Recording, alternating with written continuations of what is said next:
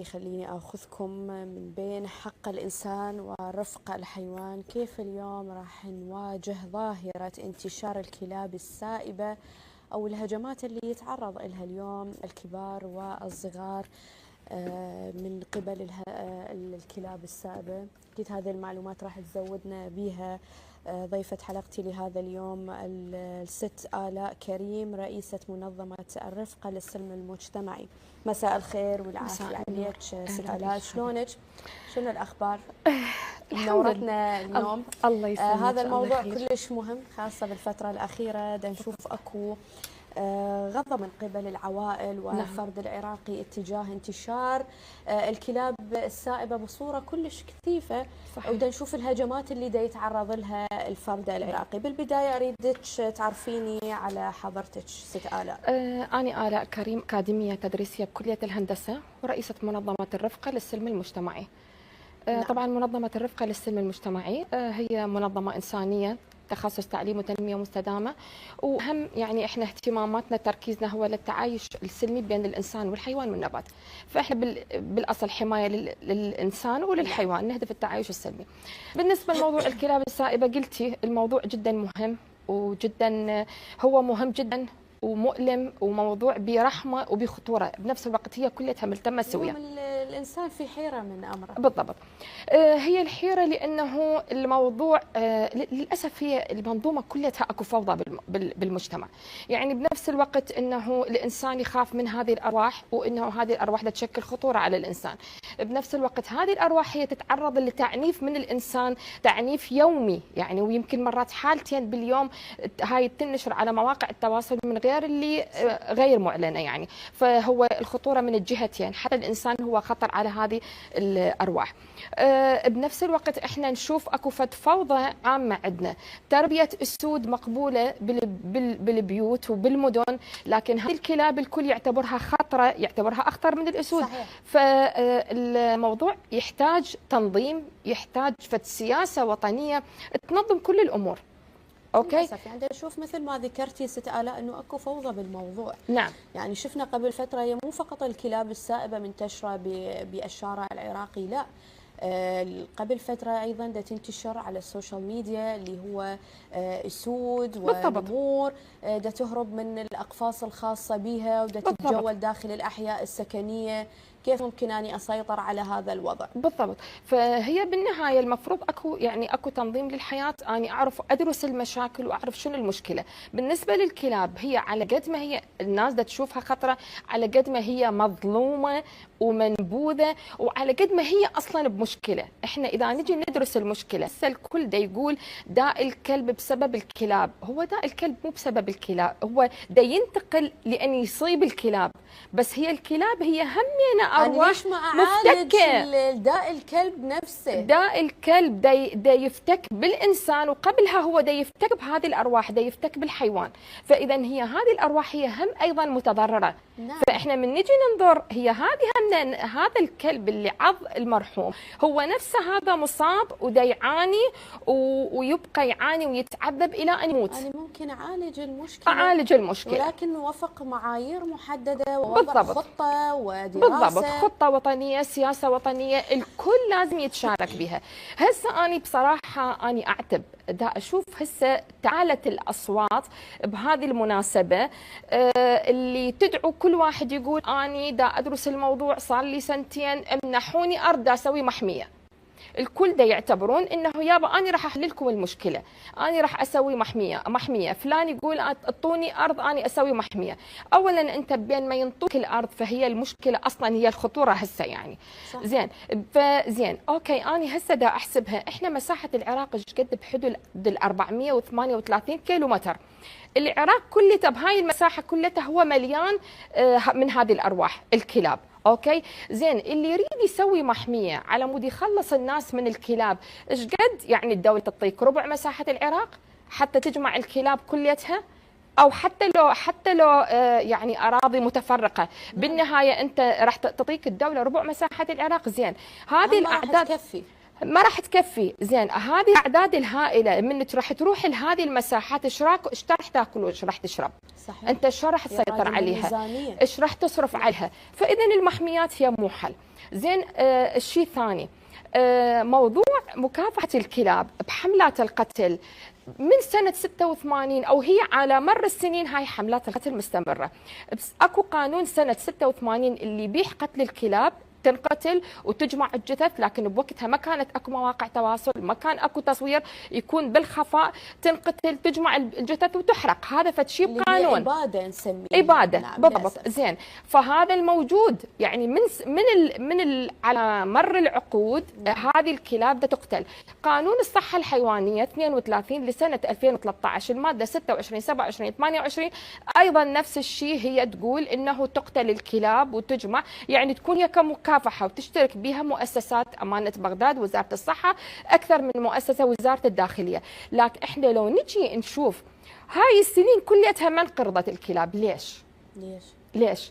لأنه الحملات من دا تطلع تقتل ما دا تقري عليها، دا تبقي أعداد من عندها، لأن تعرف هذه وجودها مهم للتوازن البيئي. طبعا راح أوكي. التوازن البيئي. بالضبط. فاللي يفكر يقول أنا أسوي محميات على مود أخلصكم من الكلاب، ايش قد ما تصير محميات وتنتقل إلها الكلاب راح تبقى اكو اعداد للتوازن البيئي. ست آلاء، اني راح اكيد نتطرق لموضوع الحلول البديله. بالضبط.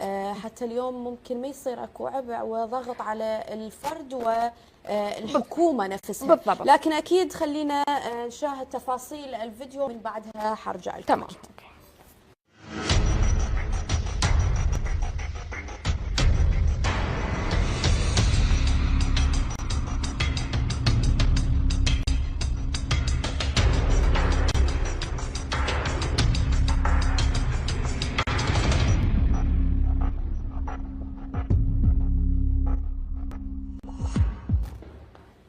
ست آلاء، اليوم أريد نحكي على أين يقف حق الإنسان بالأمان، خصوصا كبار السن والأطفال، أمام مبدأ الرفق بالحيوان، ومن الأولوية؟ المن الأولوية؟ أنا ما يعني هو مو الموضوع أولوية، هي كلها أرواح وتستحق الحياة وتستحق أن تعيش بكرامة. ما اقدر اني اقول اولويه، ترى هي كلها ارواح تتالم وتجوع. نعم. وتحس وتتكئب وكل شيء. فاني ليش اجي اقول هذا له اولويه وهذا له اولويه؟ ليش اني ما اجي احل المشاكل كلها وادور على الامور اللي تكون باقل الامكانيات وامور منطقيه تفيد طبعا. اني يعني بالنسبه للفيديو اني كل ما اشوف يعني هذه اللقطه اقول سبحان الله، شنو هذا الحظ، ما اعرف منيته لو حظه اللي اجى الكلب بهاللحظه وهو مجرد دا يخطف بهذه، اجى الكلب بهاللحظه عليه يعني. فالموضوع مؤلم يعني بالنسبه. نعم. لكل شيء. اكيد يعني الرحمه والمغفره على ارواح الشباب اللي فقدوا بالضبط حياتهم، الله يصبر ذويهم. اكو الله فيديو يعينهم. اخر احنا اخذناه البارحه وتحدثنا به ايضا ببرنامج لايف توك، اللي هو ايضا هم شاب اخر بالعاصمه بغداد. نعم. اللي هو دا يرمي النفايات بالمكان المخصص وهجم عليه الكلب السائب. بالضبط. من وجهه نظر منظمات المجتمع العراقي، هل الحلول الحاليه المتبعه اللي ممكن دا تاخذها الجهات المعنيه والمسؤوله فعاله ام ترقيعيه؟ هذه الحلول ترقيعيه، لان انا هسه قلت لك على مر السنين دا تصير حملات اباده، وبرغم هذه الحملات الاباده تبقى اعداد موجوده بالمناطق بهدف التوازن البيئي. نعم. اللي دا يصير شنو؟ تطلع حملات الاباده، اذا شافت ام جراها تقتل الام تعوف الجراء. من جانب الرحمه، طبعا هو هذا بصراحه انا ما اشوفه رحمه، لان انا حرمت الجراء من الام وقتلت الام، ودا اخلي بصراحه بالنسبه نعم. لي اني لو اقتلهم كليتهم العائله كلها يكون افضل. هذول الجراء اني لما دا اتركهم نعم. راح يعانون بالقوه، راح يعيشون. بنفس الوقت هذول الجراء ترى هم مثل البشر، عندهم احساس، راح يتعرضون للعنف من قبل الاطفال. هذول شافوا امهم امامهم تعنفت انقتلت، فهذول راح يكونون خايفين. فهذه اول نقطه تسبب عندهم الشراسه. هذول ورا 6 اشهر 7 اشهر راح يصير عندهم حمل وانجاب. اذا نصهم، اذا كانوا 10 جراء، اذا نصهم يعني نثايا، معناها حس بكل وحده من عندها ايش قد راح تجيب. يجوز وحده بكل عمليه ولاده راح تجيب 10. فاني الحل هذه حملات الاباده مستمره شئت ام ابيت. بعد ما اني هسه هاي بعد هذه الحملات الاعداد اللي راح تبقى بالشارع يتشارك المجتمع تصير سياسه وطنيه، اجي اقول لهم يابا انتم كل واحد دا يجي يقول يابا تعالوا منحوني ارض، اني كل واحد يقعد يبكي على الحيوان، كل واحد يدعو للرفق بالحيوان، واني منهم ادعو بالرفق بالحيوان، لكن اني دا ادعو للحلول مو فقط ابكي. ما اقول حسبي الله ونعم الوكيل وابكي، لا اني اجي انجز الحلول.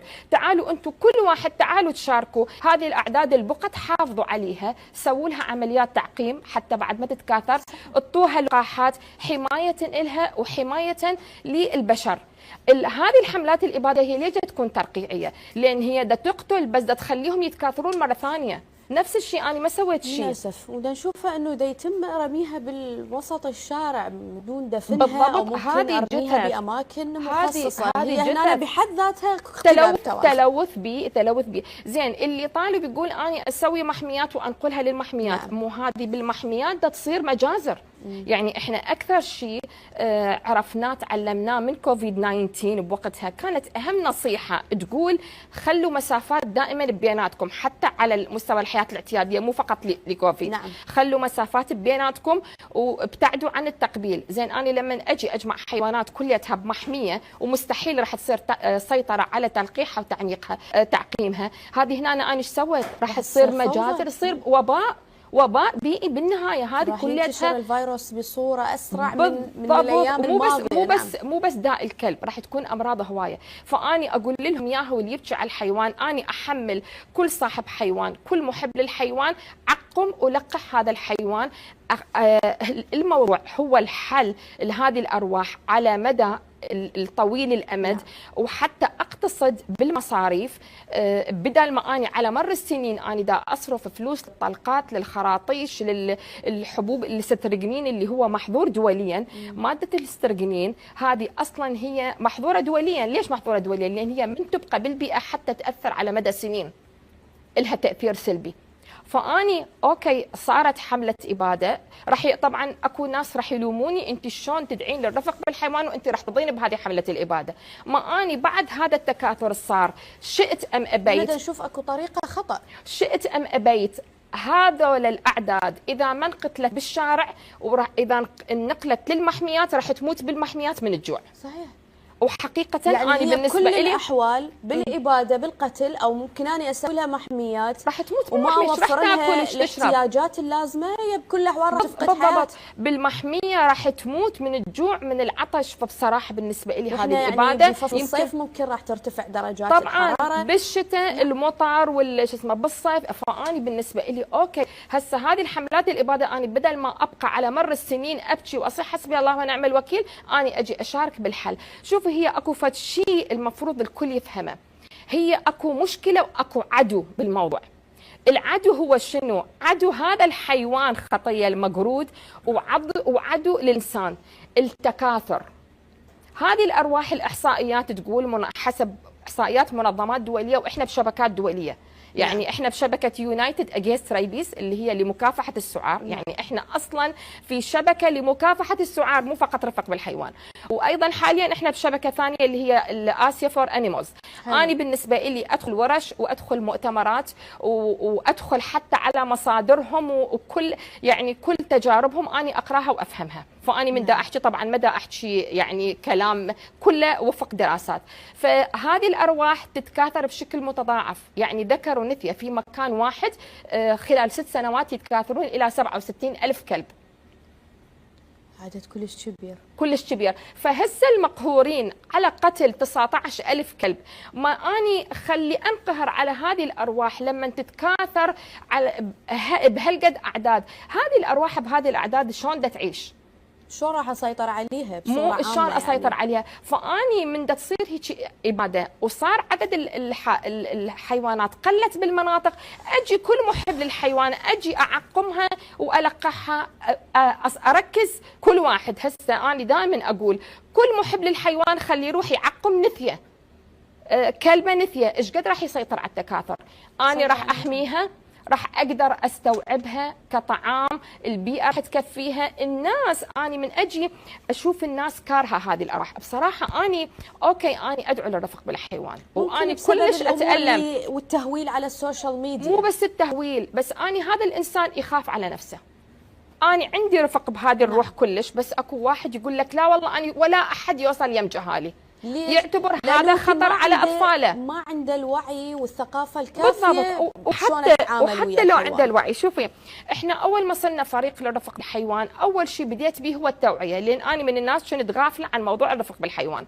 سنة 2020 يلا دخلت هذا الموضوع. أول شيء بديت بالتوعية، سوينا ورش طبعا على مستوى ويا مدير شرطة بغداد ويا مدير عام وزارة البلديات. جيت أني من دا أجي أدعو الناس للرفق بالحيوان، شفت نفسي أني موقف ضعيف. إيش أقول لهم؟ أقول لهم هذا الكلب اللي بالشارع لا تخافون من عنده، لا تخافون حتى لو يعضكم ما يسوي لكم شيء، أنا لازم أكون مسؤولة، صح لو لا؟ نعم. فبوقتها صفنت قلت أني لازم أدور شنو الحل واحل المشكله، حتى من اجي اقول له لا تخاف من هذا الحيوان، اكون صادقه انه هذا الحيوان ما راح يضره، ما راح يشكل خطوره له. فاحنا لازم نتشارك. اني مو اجي اقول لهم للناس يابا انتم حرام عليكم انتم لازم ما تكرههم، مو هو هذا جانب من الكره. اوكي اكو ناس هم حتى كارهين نفسهم، يعني هذول ما نقدر نحكي عليهم، يعانون من عقد بالضبط. بس اكو ناس اعتياديين يقول لك اني اخاف على اولادي، اني اخاف على نفسي، فاني اجي احل المشكله اخليها بوضع صحي امامه، امن وصديق للبيئه، بوقتها اعتب عليه. بنفس الوقت نعم احنا مشينا بهذه الحلول اللي هي التعقيم والتطعيم. المشكله اللي عشناها شنو؟ قله الوعي المجتمعي. يعني تخيلي احنا اطلقنا حالات معقمه وملقحه ولابسه تاج مال اذن. احنا كمنظمه عندنا كتاب رسمي من محافظه بغداد، وعندنا جدا ترحيب بانجاح المشروع. محافظه بغداد، امانه بغداد، وزاره الزراعه، عندنا تعاون بالتوعيه مع الشرطه المجتمعيه. هذه مبادرات ايجابيه راح تخدم المصلحه العامه بالضبط. يعني تكون مرحب بها. ثقي احنا ككادر بالمنظمه نشتغل 24 ساعه. انا عني شخصيا قبل فتره، قبل شهر بالأربعة الفجر صحيت من النوم اني غافيه ودا اشتغل. الله ينطيك لهالدرجه اني يعني نعم. 24 اورز اني اشتغل. هذا الموضوع عايش وياي، لان هذه الارواح احسها مسؤوليتي. صحيح. والمجتمع مسؤولية. نعم. مسؤوليه، خاصه من اسست المنظمه اني كل شيء تاذيت لان حسيت اني صرت مسؤوله ومضحيه بامور بحياتي كلش صعبه. صحيح. مضحيه بها لاجل هذه الارواح. المهم فعندنا كتاب من محافظه بغداد بتوجيه لكل حملات المكافحه في محافظه بغداد، عدم التعرض للكلب اللي يحمل تاج الرفقه، لان هذا نسوي له تعقيم، نعطيه جرعه لقاح مال داء الكلب، فهذا اصبح امن. بالضبط، لان هذا ما يصاب بداء الكلب. نعم. يعني اقصى شيء حتى لو يعض ما راح يخوف. بنفس الوقت هذا من تسوي له تعقيم راح نخلص من هرمونات التزاوج، فراح يهدأ الحيوان كلش يهدأ. المشكله اللي صارت عندنا شنو؟ ليش قلت لك اني احنا نحتاج سياسه وطنيه. الحالات نطلقها للشارع، ما شاء الله شعبنا ما يحب واحد يسوي له الخير. صحيح. نطلق الحالات للشارع ولابسه علامه وهم شايفين هذه بتركيا، والكل يقول الله ايش قد حلو تركيا. لكن نجي الحاله نجي الحاله ما نلقيها، لو مقتولة. تنقتل، لو ما ادري وين تروح تنشمر. فهنا احنا ايش نحتاج؟ قلت انا الكل لازم يتشارك. نحتاج وزاره الداخليه وشرطه البيئه، نحتاج رادع انه واعلام مشترك، محافظه بغداد، امانه بغداد، لنشر التوعيه. بالضبط. هذه الحالات يا ترى يا كارهين الحيوانات، هذه الحالات انتم هذه اللي احنا اصلا مجبرين نطلقها بالبيئه، بس احنا هذه الحالات بدها تكون معقمه وملقحه وجودها لمصلحتكم للاسف. فالوضع يعني حقيقه اني كلش تعبانه بهذا الموضوع، شلون مدلوه في الموضوع. اي والله. اي والله. يعني صعب من كل الجهات، والله يساعدكم انتم يعني كفريق، يعني احساس بالمسؤوليه. يعني انتم تبذلون كل جهدكم، لكن للاسف اليوم الفرد غير متعاون. يعني هسه اني يكتبوا لي انت شلون تحكين هيك؟ انت هسه المفروض توقفين القتل، انت هسه المفروض تداعين بايقاف القتل. مو اني شلون اجي اداعي بايقاف القتل؟ مو هي هذه الارواح من تتكاثر هي نفسها تنضر. صحيح. يعني حتى هسه داء الكلب، انا هسه الكل خايفين من داء الكلب، ترى هي هذه الارواح اللي خايفين هسه الكل عليها من القتل، ترى هذه الارواح هسه هي بالشارع، هسه واحد ممكن دا ينعدي من الثاني، هي دا تتعدى، ينتشر بصوره، فاحنا نحتاج نتعامل ويا هذه الارواح. انت كمحب للحيوان مثل ما ابنك يجي للدنيا تركض بيه على اللقاحات وتركض بيه على الاطباء، هذه الارواح احنا هم لازم نحدد اعدادها بالتعقيم ونلقحها، بدل ما اني افكر اسوي محميات واجي اهدر عليها اموال. يعني ست آلاء، يعني انت البدائل، احنا اذا نريد او اطرح على حضرتك السؤال، ما هي البدائل الواقعيه اللي ممكن ما تحمل عبء على الحكومه؟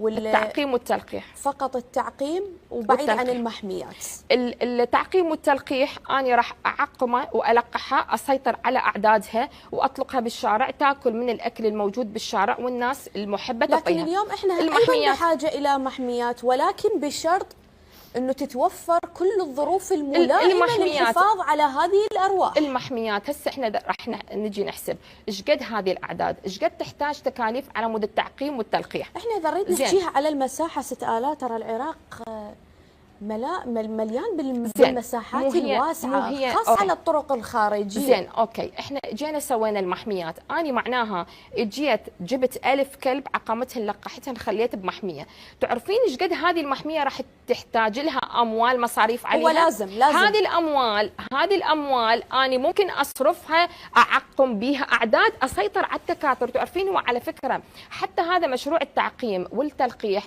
ما راح يكون له اثر اذا ما يكون بنفس الوقت السيطرة. يعني تعرفين احنا اني مثلا اجي اعقم نثيه هنا، ورا فتره اجي اعقم غيرها راح تتكاثر، لازم بنفس الوقت بكل المناطق الكل يعمل، كمنظمات كمراكز كعيادات، كلها تعمل بنفس الوقت حتى اني اسيطر على التكاثر. صحيح. حتى يكون له اثر. فاني هذه اذا توفرت اموال المفروض كلها توظف لغرض التعقيم الاناث حتى اسيطر على تكاثرها. ممكن المحميات مستقبلا اسويها، اللي يفكر يقول انا راح اسوي محميات على مود حل المشكله، تساعد ويا التطعيم واخذ اللقاحات ممكن تكون نعم. المحميات مؤقته. انا عندي هيك موضوع انه يكون مو تكون محميه فشيء مؤقت لغرض انجاز المشروع اللي هو التعقيم والتلقيح وتطلق.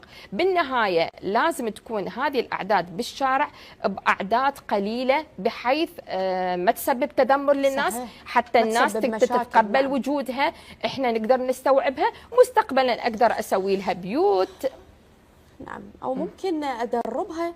طبعا هاي اكيد، هاي بالنسبه للاستثمار طبعا اكيد. ست آلاء، شلون ممكن اغير نظره المجتمع للكلاب السائبه من الخوف فقط الى فهم مبني على التوعيه دون انكار الخطوره؟ أنا شلون ممكن أغير الصورة السيئة اتجاه الكلاب السائبة؟ هل ممكن التوعية هي كافية فقط؟ لا، مو بس التوعية، نحتاج إحنا الرادع القانوني. يعني إحنا نعرف إنه القانون، شلون نقول، القانون ترى يربي. ما عندنا قانون حماية الحيوان. أنا أناشد السيد وزير الداخلية وشرطة البيئة يكونون ويانا بهذا الموضوع. أبسط شيء أنا كمشروع التعقيم وإحنا مستمرين به وننجز حالات ونطلقها للشارع، وأكو هواية ناس طبعا أمانة، أكو ناس طبعا بشكل عام هو المجتمع ما داعم المشروع التعقيم لأن مدى يقدر يفتهمه. اللي يقول لك أنتم هاي غريزة الحيوان، خايف على غريزة الحيوان هذه المشكله. نعم. واللي يقول التعقيم حرام وما اعرف شنو. وبنفس الوقت بصراحه اكو ناس قبل كم يوم تواصلوا وياي قالوا لي ست آلاء احنا داعمين للمنظمه. بصوره غير انسانيه، مو هم حرام دكتوره؟ بالضبط، مو صحيح، مو بالضبط. زين قبل ايام صح خطيه تواصلوا وياي بنات قالوا ست آلاء احنا داعمين، نريد نخلص هذه الارواح من القتل، بس شلون نضمن انه هذه من نطلقها للشارع ما تنقتل؟ فهنا أنا أحتاج يعني وزارة الداخلية، أحتاج محافظة بغداد إنه نسوي فد إعلان، نسوي فد رادع مجتمعي يفهمون إنه هذه الأرواح اللي تنطلق هذه لمصلحتكم، وأكو رادع، أكو محاسبة قانونية على اللي يعنف الحيوان بشكل عام، مو فقط يعنف هذه الحالات. يعني تصل العقوبة إلى الحبس ودفع غرامات مالية. صدقين اليوم لو موجودة بالضبط. متوفرة هذه الأمور وهذه القوانين موجودة، مو فقط الكلاب حتى القطط. بالضبط. زين اوكي، زين الكلاب اوكي انتم تخافون تقولون العضة مالته ممكن، زين هذه القطط خطية المقاريد شو مسوين؟ يعني هي مجرد خرمشه بسيطه، يعني شو ممكن مسوي؟ هي اني خلي احكي لك فد موضوع، يعني اغلب العنف اللي دا تتعرض له الحيوانات الاليفه، القطط والكلاب السائبه، هي من الاطفال تحديدا. تربيه. ممكن بسبب سوء تربيه الاهل أكيد. او سوء البيئه العامه المحيطه بالطفل. شوفي هذا العنف موجود من زمان، يعني احنا من قبل احنا نسمع لو هي هاي أفلام. غريزه الطفل يعني يتمتع بقتل الحيوانات. لا والله انا اقول، لا والله انا اقول تربيه، انا انا اقول تربيه. لو اكو ام واب يقولوا له لهذا الطفل ماما، هو شوفي احنا هسه انا من الجانب اللي رافضه العنف ضد هذه الحيوانات، مو فقط محبه بها، بس هذا اللي دا يعنف الحيوان هذا معروف عنه نفسيا في علم النفس، هذا مشروع اجرامي. صحيح. اكثر المجرمين لان هو دا يطبقها على الحيوانات، بالضبط، هو دا يتدرب على الحيوان. هذا اللي دا يعنف الحيوان معناها اكو نزعه عدوانيه بداخله. صحيح. هذا خطر، لازم يتم معالجته. بالضبط. وبصراحه فد شيء مخجل امام العالم، يعني هسه مواقع التواصل وكله دا ينتشر امام العالم. مراهقين. يعني ما اعرف اني اعاتب يعني وزاره الداخليه، اعاتب شرطه البيئه. يعني قبل فتره احنا زرنا مدير شرطه البيئه وقدمنا له مطالعه، وهنا يعني امام الاعلام ايضا اطلب منه انه احنا لازم نوضع حد لهذا الموضوع. اوكي هسه اني دائما موضوع التعنيف ما اجيب طريق حملات القتل، حملات القتل اوكي هذه بقانون، بس هذا اللي هو كلب قاعد قبل يومين انتشر فيديو واحد جاب بلوكه اجى ضرب بيها جرو.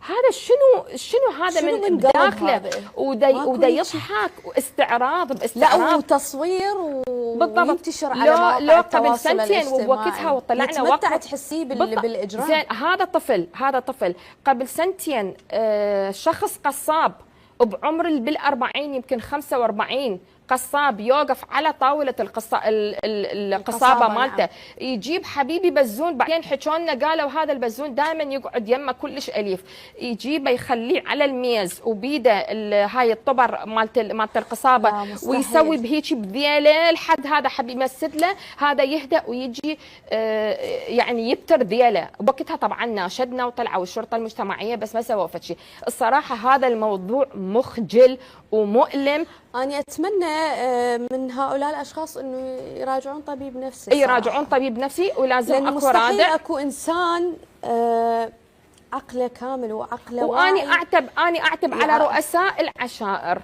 المفروض يكون لهم دور، لأن هذه تربية. الام الاب لما انت تشوفين ابنك دا يعنف فيك حيوان، وين انت دورك؟ زين مو اكو قصه تقول انه امراه دخلت النار لانه حبست يعني بزونه بداخل قفص. زين انتم وينكم من هذه القصص؟ يعني وين الدين؟ وين الصلاه؟ نتمنى اليوم مناشدات تؤخذ بعين الاعتبار من قبل المؤسسات الحكوميه، الجهات المعنيه والمسؤوله. ممكن أنا كلش أشكرك على البدائل والحلول البديلة اللي قدمتيها. أنا أتمنى يتوفرون داعمين. داعمين اليوم من الحكومة العراقية أنه تأخذها بعين الاعتبار. أتمنى يتوفرون داعمين متبرعين. أكو هواية ناس يقولون لنا أنتم ليش تشتغلون وحدكم؟ إحنا نبذل هذه الجهود، يعني إحنا عاتبين يابا تعالوا قدموا ويانا. نعم. يقولون ليش الحكومة ما تدعمكم؟ زين أنا أوكي الحكومة ما دعمتني، مو هو أصلا معروف المنظمات يعني يعملون اعتمادا على التبرعات. يعني ونتمنى ايضا اليوم الحكومه العراقيه تدعم ايضا المنظمات والفرق التطوعيه. والله بصراحه امانه داعميني، حتى ممكن نحد من هاي المشكله الإجرامية داعمينه كمنظمه. نعم. كمنظمه بمشروع التعقيم داعمينه، يعني والوكيل الفني نعم. وزاره الزراعه امانه بغداد امانه. لكن اللي يحتاج دعم المادي، والدعم المادي المنظمات معروف يعتمد على المنظمات الدوليه وعلى المتبرعين. فنط امام الكاميرا اطلب لاجل هذه الارواح ادعمونا. احنا مشروعنا قائم وبكل الموافقه تبادين، يعني ما نحتاج نتاخر. إن شاء الله. فنتمنى الدعم ومن السيد وزير الداخلية بخصوص التعنيف. إن شاء الله يعني هذه مناشدة أنا أتمنى تصل من خلال قناة السومالية وبرنامج لايف توك، أنه يؤخذ هذا الموضوع بعين الاعتبار يا رب. يعني نحد من هذه المشكلة والتمتع يعني بقتل وتعنيف هذه الأرواح البريئة. ست آلاني كلش أشكرك. الله يسلمك. وسعيد بوجودك ويانا. هذا الموضوع جدا مهم، وإن شاء الله يعني أكيد نتمنى من وزارة الداخلية أنه تنشر الثقافة الكاملة حول هذا الموضوع. مثل ما ذكرت الست آلاء، اليوم أكو حلول بديلة، ممكن التلقيح، ممكن تعقيم هذه الحيوانات حتى أني أتجنب من التكاثر، بعيد عن القتل بصورة عشوائية وفوضوية العفو. بالتالي راح يتم رميها بالشارع، راح تكون مصدر رئيسي لانتشار الروائح الكريهة والفيروسات والأمراض الفتاكة وانتشار الحشرات. بالتالي راح يتم اختلال التوازن أو راح يختل التوازن بصورة عامة.